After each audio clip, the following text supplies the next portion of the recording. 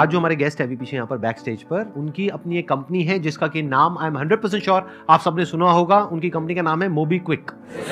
कितनों ने सुना है? हाथ ऊपर करिए।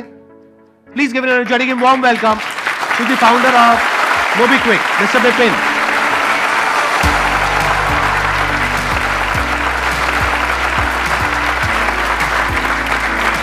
बैठिए।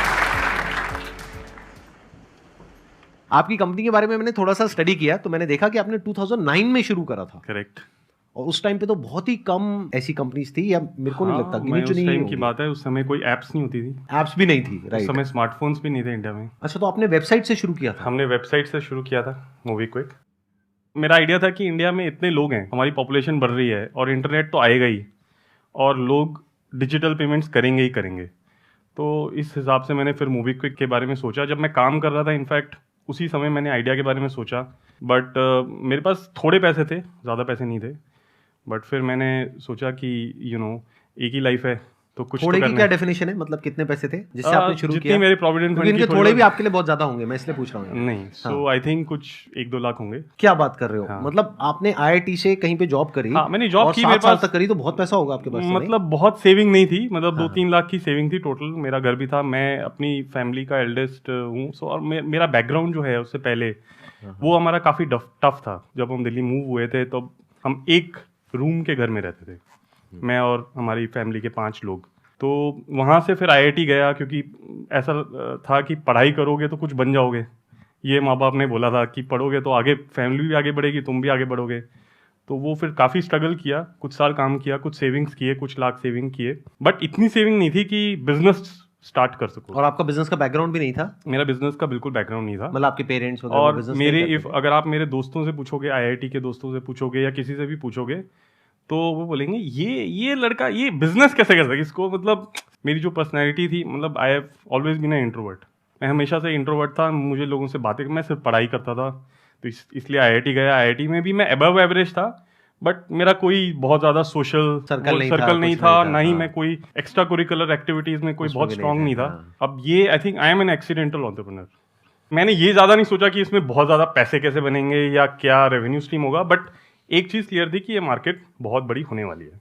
तो उसी समय उस हिसाब से फिर मैंने सोचा कि यार एक वेबसाइट बनाते हैं, उस वेबसाइट में हम पेमेंट्स को आसान कर देंगे। एक वॉलेट बनाएंगे, वॉलेट में आप पैसे डालो, उन पैसों से आप अपना भी रिचार्ज करो, अपनी फैमिली का भी करो, ताकि आपको घर बैठे आपको वो सर्विस मिल जाए। अच्छा, तो ये आइडिया शुरू हुआ था मोबाइल रिचार्ज से स्टार्ट हुआ था, बट हमने वॉलेट उसमें डाला था। हाँ। बट स्टार्ट वहां से हुआ था। और वॉलेट भी उस टाइम पे आई एम नॉट श्योर कितने होंगे इंडिया में, बहुत ही कम होंगे। वॉलेट, आपको मार्केट में टाइम करना बड़ा जरूरी है। तो मुझे लगता है कि हम मार्केट में अर्ली थे काफी, बिकॉज 2012-13 में you were ahead of time. So we were ahead of time. तो इसलिए कुछ टाइम इनफैक्ट हमें स्ट्रगल भी करना पड़ा। इनफैक्ट पैसे तो थे नहीं, तो फंडिंग चाहिए थी।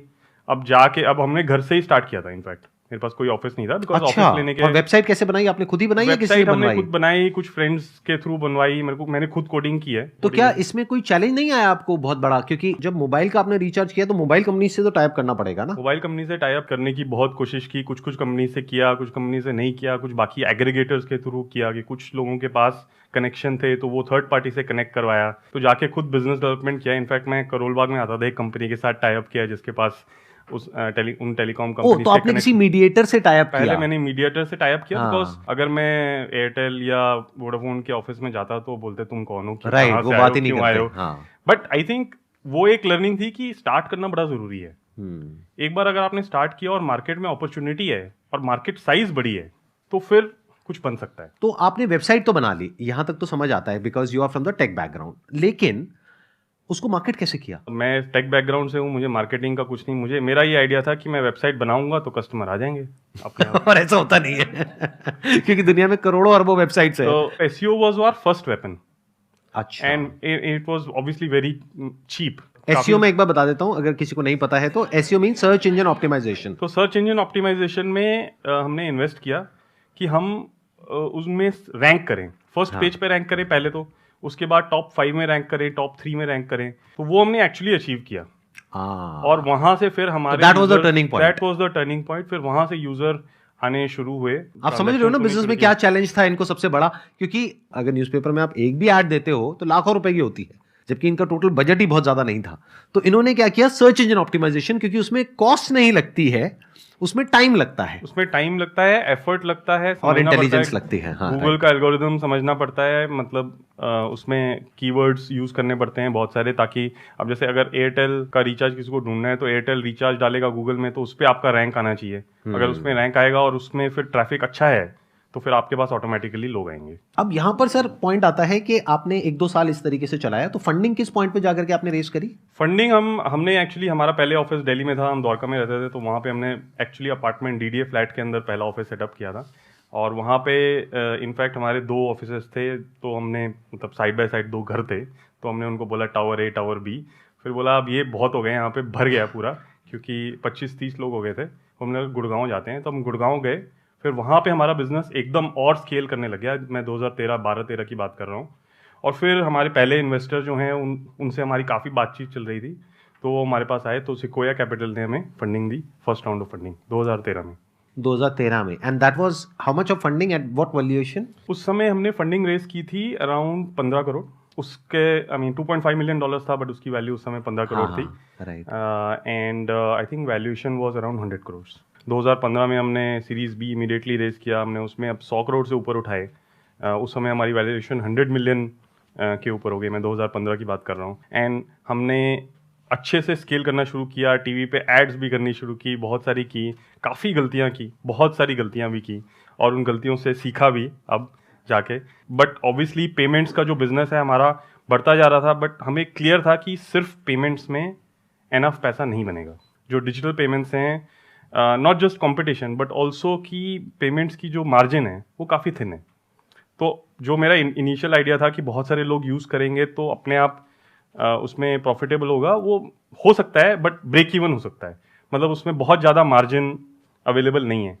एंड सो उस समय फिर हमने पिवट थोड़ा सा करना शुरू किया। हमने कहा कि सिर्फ पेमेंट से नहीं होगा। अब पेमेंट से हमारे पास क्या आ रहा है, कस्टमर आ रहे हैं, और कस्टमर की अंडरस्टैंडिंग आ रही है कि कस्टमर किस तरह का है, क्या स्पेंड करता है, कैसे करता है। तो फिर हमने और मार्केट को स्टडी किया और हमने समझने की कोशिश की कि मार्केट में ज़रूरत क्या है, किस चीज़ की ज़रूरत है। तो उससे हमें फिगर आउट हुआ कि मार्केट में ज़रूरत है क्रेडिट की, डिजिटल क्रेडिट की या लोन्स की, because India is one of the most under penetrated markets credit का। इंडिया में इतने सालों के बाद भी अभी 2 करोड़ या 3 करोड़ लोगों के पास ही क्रेडिट कार्ड है। अब आप बैंक के पास जाते हो लोन लेने, स्पेशली अगर आप मिडिल इनकम या लोअर मिडिल इनकम स्टेटा में हो, तो आपको इतनी इजीली लोन मिलता भी नहीं है। अनसिक्योर्ड तो बिल्कुल भी नहीं मिलता। आपको 2 व्हीलर मिल जाएगा, कुछ और मिल जाएगा, बट इजीली आपको पैसे मिलेंगे नहीं। और इंडिया में ऐसे बहुत सारे सेल्फ एम्प्लॉयड लोग हैं जिनको पैसे की ज़रूरत है, बहुत सारे लोगों को कैश रिक्वायरमेंट होती है, क्रेडिट कार्ड नहीं है। तो फिर हमने क्रेडिट का बिजनेस शुरू किया। हमने बोला कि इस पेमेंट्स बिजनेस के साथ हम क्रेडिट बिजनेस जोड़ेंगे, तो उसमें ऑल टुगेदर एक नया बिजनेस वर्टिकल हमने खड़ा किया, जो कि आज हमारा एक्चुअली सबसे नंबर 1 वर्टिकल है। वो पेमेंट से भी बड़ा वर्टिकल हो चुका है। ये आपने कब किया शुरू? ये हमने शुरू किया अराउंड 2018 में। 2018 में। ये बहुत इंपॉर्टेंट पिवट है। देखो, पिवट भी एक वर्ड है, उसको आप जा करके सर्च कर सकते हैं गूगल में और समझ सकते हैं क्या होता है पिवट का मतलब क्या है कि बिजनेस हम कर रहे हैं मान लो पिछले कुछ सालों से, फिर एक ऐसा पॉइंट आ गया जहां पे जा करके हमको लग रहा है कि या तो यहां से आगे बिजनेस नहीं बढ़ रहा है या नीचे गिर रहा है, तो हमको कुछ और करना होता है जहां से कि रेवेन्यू में वापस से ग्रोथ आए। तो अभी जहां तक मैं समझ पा रहा हूं, please correct me if I am wrong, मैं ये समझ पा रहा हूं कि इन्होंने शुरू किया रिचार्ज के बिजनेस से, which was a great idea at that time, लेकिन 2018 तक पहुंचते पहुंचते एक तो इसमें कंपटीशन बहुत बढ़ गया, दूसरा जो टेलीकॉम प्लेयर्स हैं वो खुद रिचार्ज देने लग गए अपने प्लेटफॉर्म से, और बहुत सारे प्लेटफॉर्म्स आ गए और बहुत सारे एवेन्यूज आ गए जहां से कि एक इंसान रिचार्ज कर सकता है। तो जिस वजह से उस बिजनेस में ग्रोथ नहीं आ रही थी। सो सिर्फ रिचार्ज नहीं था, ऑब्वियसली उसमें सारे पेमेंट्स के थे। उसमें payment, online payment options, offline QR code, सारे पेमेंट ऑप्शंस हमने बनाए थे। तो हमने पेमेंट्स का बहुत बड़ा बिजनेस बनाया था, काफी बड़ा बिजनेस था। उसमें ऑलरेडी हमारा 100 करोड़ से ऊपर हमारा टॉप लाइन जो कि रेवेन्यू कहते हैं वो बन गया था, कि मतलब जैसे जोमेटो जैसी ऐप में जाके आप मूवी क्विक से पे कर सकते हो, मेक माई ट्रिप में जाके पे कर सकते हो, किसी दुकान पे जाके QR कोड से पे कर सकते हो। तो ये सारा हमने इन्वेस्टमेंट किया, तो बड़ा पेमेंट्स का बिजनेस बटा, बट पेमेंट्स में मार्जिन बहुत कम है। पेमेंट्स में यूजुअली जो मार्जिन होता है, जहां तक मैं समझता हूं, इट्स अराउंड 1 to 2%। कुल मिला के उसमें एक्चुअली 1 to 2% का आपको 10 या 20% ही बचता है। 1 to 2% का भी 10-20% बचता है। 10-20% इन अदर वर्ड्स कि अगर 100 करोड़ की आपने सेल करी तो उसमें से पहले आपको बचा 1 या 2%, उसका भी सारे खर्चे निकालने के बाद में, बीच में बहुत सारी कॉस्ट है, उसका भी आपको बचा 10-20 लाख रुपए। करेक्ट। तब इन्होंने पिवट किया, इन्होंने कहा कि किसी हाई मार्जिन बिजनेस में जाते हैं which is consumer loans, that too unsecured, right? Too unsecured, fully unsecured. Is it not covered under the rules and regulations of NBFC या बैंक, या आप ऐसे कैसे कर सकते हैं? मतलब ये मैं समझना चाहूंगा। तो हम एक प्लेटफॉर्म है, हाँ, हम क्या करते हैं, हम दूसरी एनबीएफसीज और इनफैक्ट बैंक्स के साथ भी हाँ, जुड़ के काम करते हैं। हाँ, तो जो लोन देता है, जो पैसे आते हैं, वो हमारे नहीं है। ओह गॉट इट। वो आते हैं किसी हमारे पार्टनर से, हमारे 2-3-4 बड़े बड़े पार्टनर हैं, तो उनके साथ हमारा टाई अप है। तो पैसा वहां से आता है, कस्टमर बेस आपका हो गया। कस्टमर बेस हमारा है, कस्टमर हमारी ऐप पे है, कस्टमर उस लोन को हमारी ऐप में एक्सेस करता है और यूज करता है। फिर जब वो रीपे करता है तो वापस वो उसी लेंडर के पास जाता है, जो भी एनबीएफसी है और बैंक है। और आपको उसमें रेवेन्यू शेयरिंग अरेंजमेंट हमारा बीच में फीस है, हम मर्चेंट से पैसा कमाते हैं, काफी सारे अलग अलग कमर्शियल एंगल हैं। पहले ये जिस बिजनेस मॉडल में थे 2018 तक, 2009 से 2018 तक, इनको एक मिला first mover advantage and they were ahead of time. लेकिन उस पॉइंट में क्या हुआ कि बाद में जाकर के बहुत सारे प्लेयर्स आ गए, let's not take their names, but बहुत सारे ऐसे वॉलेट्स आ गए, बहुत सारे पेमेंट ऑप्शंस आ गए, तो उसकी वजह से कंपटीशन बहुत ज्यादा बढ़ गया मार्केट में, और मार्जिन इतना नहीं है। लेकिन इनके पास में कस्टमर बेस बहुत बड़ा था, करोड़ों में होगा आई थिंक, करोड़ 2018 में। आज की डेट में हमारे पास 13 करोड़ कस्टमर है। 13 crore customers, which is big. तो 13 करोड़ कस्टमर्स आज की डेट में इनके पास में है। बट अगर 13 करोड़ कस्टमर्स को ये पेमेंट मॉडल के लिए यूज करते हैं तो उसमें इतना मार्जिन नहीं है।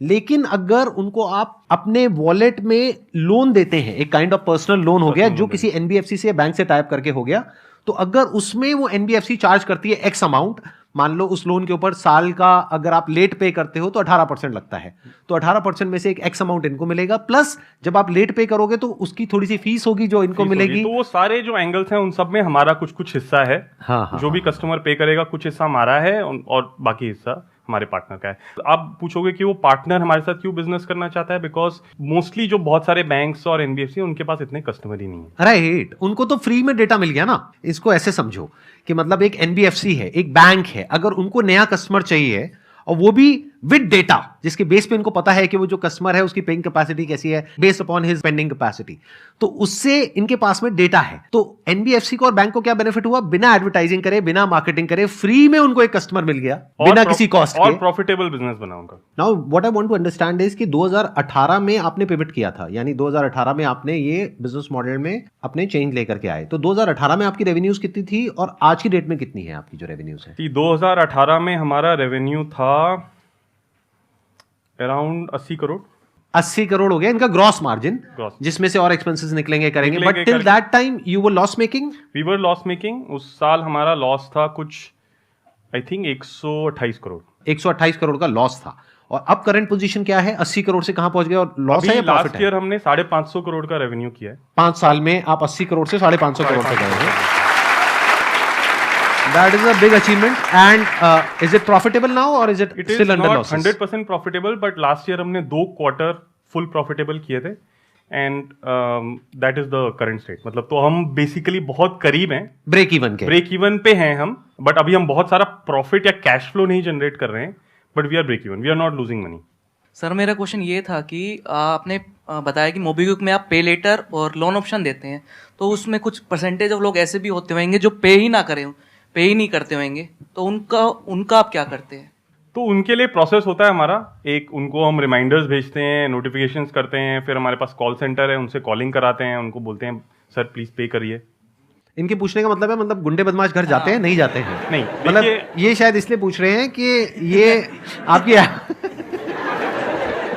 ये आपकी ऐप डाउनलोड करके सोच रहे हैं कि ये पे नहीं करेंगे 60,000 रुपए, तो इनके साथ क्या होगा ये जानना चाह रहे हैं। देखिए ऐसा है कि बिल्कुल बिल्कुल वैलिड क्वेश्चन है। 10 साल 15 साल पहले इंडिया में जो होता था अब वो नहीं होता है। जो हमारे रेगुलेटर भी हैं, जो आरबीआई भी हैं, ये बहुत स्ट्रिक्ट हैं कलेक्शंस को लेके। आप कैसे कलेक्ट कर सकते हो, क्या कर सकते हो, क्या प्रोसेस, उसका पूरा फ्रेमवर्क, स्कोप वगैरह किस तरीके से कर सकते हो। मतलब आपको ज्यादा से ज्यादा कॉल आएगी, बट इससे ज्यादा नहीं। मैं ना आपके क्वेश्चन को ज्यादा अच्छे से समझ गया हूं, तो मैं ज्यादा अच्छे से आपको जवाब देता हूं क्या होगा। देखो, जब आप 60,000 रुपए इनसे लोगे और वापस नहीं करोगे तो इनका छोटा सा नुकसान होगा, क्योंकि ये उसकी कैलकुलेशन पहले से करके चल रहे हैं कि 2% कस्टमर ऐसे होंगे जो पैसे वापस नहीं करेंगे। लेकिन आपका बहुत बड़ा नुकसान होगा, क्योंकि आपकी जो क्रेडिट रेटिंग है करेक्ट, वो खराब हो जाएगी। फिर कल को फ्यूचर में आप कहीं भी जाओगे लोन लेने के लिए, चाहे गाड़ी के लिए, चाहे घर के लिए, चाहे बाइक के लिए, या किसी भी चीज के लिए, तो आपको कोई भी लोन नहीं मतलब देगा। सिविल स्कोर खराब हो जाएगा, आपका स्कोर खराब हो जाएगा। एंड वही हम लोगों को समझाने की कोशिश करते हैं कि आप अपना पैसा वापस करिए इतने छोटे अमाउंट के लिए। आप अपना फ्यूचर, क्योंकि उसमें फिर ऐसा होता है कि 18 महीने, 24 महीने, 3 साल तक आपको कोई भी लोन नहीं देगा। हाँ, मतलब पूरी सिर्फ जिंदगी हमने- भर के लिए आपके ऊपर एक ब्लैक मार्क आ गया हमेशा के लिए, क्योंकि अब तो सबको डिजिटल है, तो वो आपके लिए अच्छा नहीं है, क्योंकि छोटा डिफॉल्ट करके हो सकता है बड़ी अपॉर्चुनिटी को मिस कर जाओ। कभी आपको फ्यूचर में 10 लाख की जरूरत होगी, तो वो कब मिलेगा? जब आप 50-50 हजार के छोटे छोटे लोन्स पे करोगे। अल्टीमेटली इसमें लोन पे करने में आपका फायदा है, मतलब इस तरीके से हमको समझना होगा। तो लोन पे करना होगा, मतलब मर्जी आपकी। सर ये पूछ रहे हैं कि लोन पे करना होगा या नहीं, मतलब आप क्या सजेस्ट करते हैं? हाँ, आपको करना चाहिए, बट इससे ज्यादा नहीं बोल पाऊंगा। Thank you sir. मतलब कोई आपके घर तो नहीं आएगा, लेकिन फ्यूचर में आपके लिए लोन मिलने की जो पॉसिबिलिटी है वो क्लोज हो जाएगी। तो वो आपको डिसीजन लेना है कि एक शॉर्ट टर्म गेन के लिए क्या लॉन्ग टर्म में अपनी पूरी लाइफ को खराब करना है, इन द सेंस कि अपनी क्रेडिट रेटिंग को खराब करना है, या फिर शॉर्ट टर्म के बारे में नहीं सोचना है, लॉन्ग टर्म के बारे में सोचना है। तो वो आपके ऊपर है कि आपकी विजन शॉर्ट टर्म है, लॉन्ग टर्म है। हर तरह के लोग होते हैं, जैसे इनकी कैलकुलेशन के हिसाब से लगाया जाए तो 2-3% लोग ऐसे रहेंगे हमेशा जो लेंगे लोन और वापस नहीं करेंगे, बट वो इन्होंने ऑलरेडी फैक्टर इन किया हुआ है। सर मेरा क्वेश्चन ये था कि आपने बोला, मतलब स्टार्टिंग में जो आपने डेटा कलेक्ट किया वो उस बेसिस पे होगा कि यूजर्स कितना मतलब एक्टिव है आपकी उस पे, कैसे आप मतलब एनालाइज करते हैं कि कितना Right. पर्टिकुलर अमाउंट दिया जाएगा हर बंदे को? बहुत अच्छा question, क्वेश्चन है, बहुत हाँ। अच्छा सवाल है। देखिए, मैंने जो आपको बताया था वो बहुत ही एक सिंपल एक्सप्लेनेशन था। एक्चुअली इसके पीछे ये एक चीज़ है जो स्टैटिक नहीं है, ये इवॉल्व हो रही है। और बिकॉज हमारी भी अंडरस्टैंडिंग इवॉल्व हो रही है, तो हमें आपके बारे में पता है कि आपने कौन सा फ़ोन यूज़ किया, उस फ़ोन का प्राइस क्या है, आप किस लोकेशन में ये यूज़ कर रहे हो, आप कितना फ्रीक्वेंटली यूज़ करते हो, क्या तरह की ट्रांजेक्शन्स करते हो, कितना पैसा स्पेंड करते हो, क्या आपके पास क्रेडिट कार्ड है या नहीं है, अगर आपके पास बैंक अकाउंट है तो कौन सा बैंक अकाउंट है। ठीक है, अभी हम आपसे बैंक स्टेटमेंट नहीं लेते हैं, बट फ्यूचर में हम बैंक स्टेटमेंट भी शायद मांगेंगे, जब डिजिटली आप अकाउंट एग्रीगेटर के थ्रू, एक OTP के थ्रू आप अपनी बैंक स्टेटमेंट भी प्रोवाइड कर सकते हो। प्लस हम सिबिल स्कोर भी चेक करते हैं।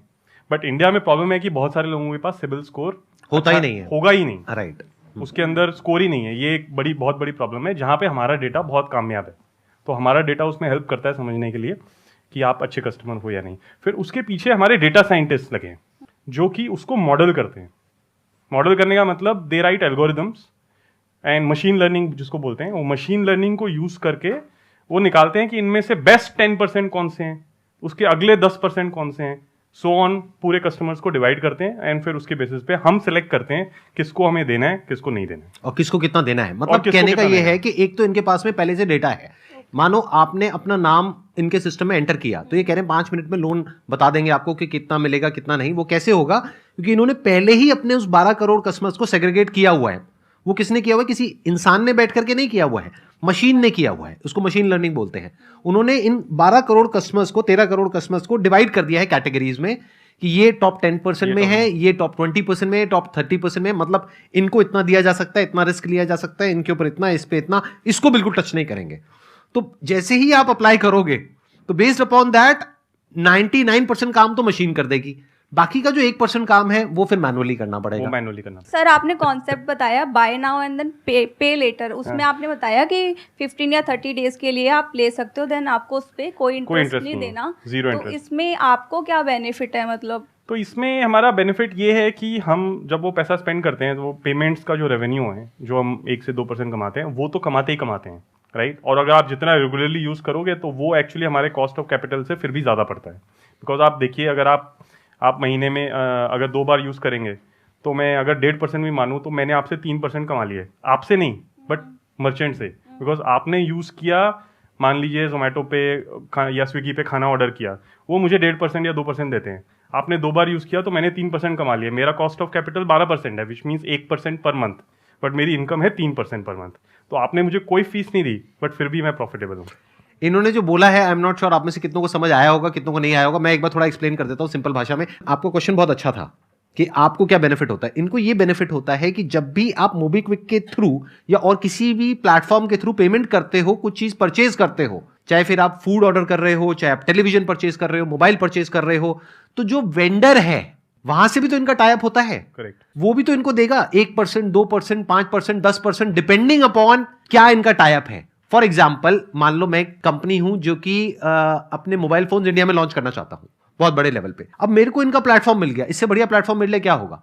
अब इनके प्लेटफॉर्म पे जैसे ही लोग ऐप खोलेंगे, उनको ऐड दिखेगी कि ये आप मोबाइल परचेस करो, बाय नाउ पे लेटर है। मिलेगा तभी जब वो अप्रूवल रेशो में होगा, यानी कि जो सिस्टम है, मशीन लर्निंग है, उसके अकॉर्डिंग आप वर्दी होगे क्रेडिट देने के, Correct. तब आप एलिजिबल हो जाओगे, या ये कह लो उन्हीं को वो ऐड दिखेगी। Correct. इसको और सिंप्लीफाई कर देते हैं कि अगर मोबाइल 20,000 का है तो उन्हीं को दिखेगी जहां पे 20,000 देने में कंफर्टेबल है। ये क्या कह रहे हैं, आप मोबाइल ले लो और 1 साल में पे करते रहना। अब आप कहोगे यार 1 साल में, और ये भी हो सकता है बोलते 0% इंटरेस्ट है और 12 EMIs है, तो अब आप कहोगे इनको क्या बेनिफिट है? इनको ये बेनिफिट है कि मैं जो अपना मोबाइल बेच रहा हूं, यानी कि मैं वेंडर हो गया, मैं सेलर हो गया, मैं इनको पहले ही कहूंगा कि अगर मैं अपने और किसी नेटवर्क के थ्रू जाता हूं, किसी ई कॉमर्स प्लेटफॉर्म के थ्रू जाता हूं, वहां भी तो मुझे 20% देना पड़ेगा, 10% देना पड़ेगा, तो मैं 10% आपको दे देता हूं, मुझे क्या दिक्कत है?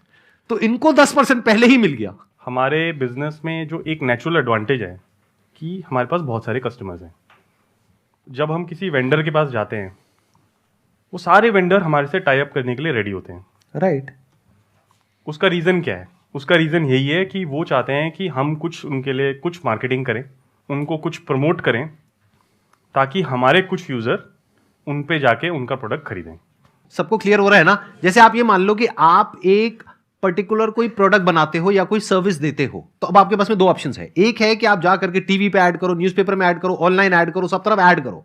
ऐड में कितना पैसा लगता है? लाखों करोड़ों रुपए लग जाता है। अगर टीवी पे आप ऐड करते हो तो मानो 20 करोड़ लग गया, 30 करोड़, 50 करोड़ लग गया, उसके बाद भी रिटर्न की कोई गारंटी नहीं है कि 30 करोड़ खर्चने के बाद भी 3 करोड़ भी आएगा या नहीं आएगा, कोई गारंटी नहीं है।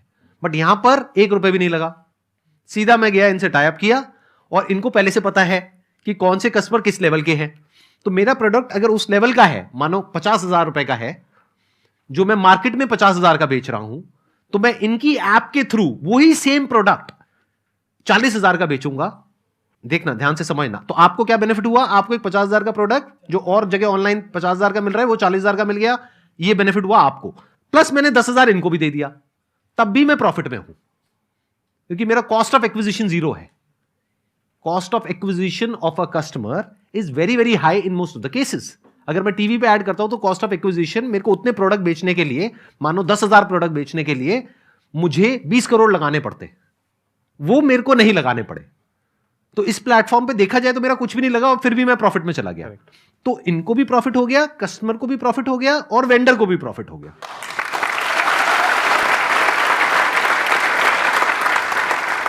आपके शो में आके बहुत अच्छा लगा। मतलब मैंने आपके बारे में भी पढ़ा, आपने बहुत कमाल का काम किया है। So applause for sir. Thank you so much. I mean, आप जो कर रहे हो, this is real new India, right? In a way modern India, और जो मतलब कुछ साल पहले तक भी नहीं होता था, मतलब 5 साल 10 साल पहले भी नहीं होता था। तो really very good. So I am very excited, and also live audience के साथ इंटरेक्ट करके बहुत मज़ा आया। This is very good. मैं बहुत ऑफन जाके पॉडकास्ट या इन सब में पार्टिसिपेट नहीं करता हूँ। मैंने देखा आपके बहुत ही कम इंटरव्यूज तो और मैं बहुत ज़्यादा कुछ available है। इंटरव्यूज नहीं देता हूँ, बट आपके शो में स्पेशली आया बिकॉज मैंने आपके बारे में पढ़ा और समझा कि आप किस तरह का कंटेंट क्रिएट कर रहे हो, किस तरह के लोगों से आप मिल रहे हो।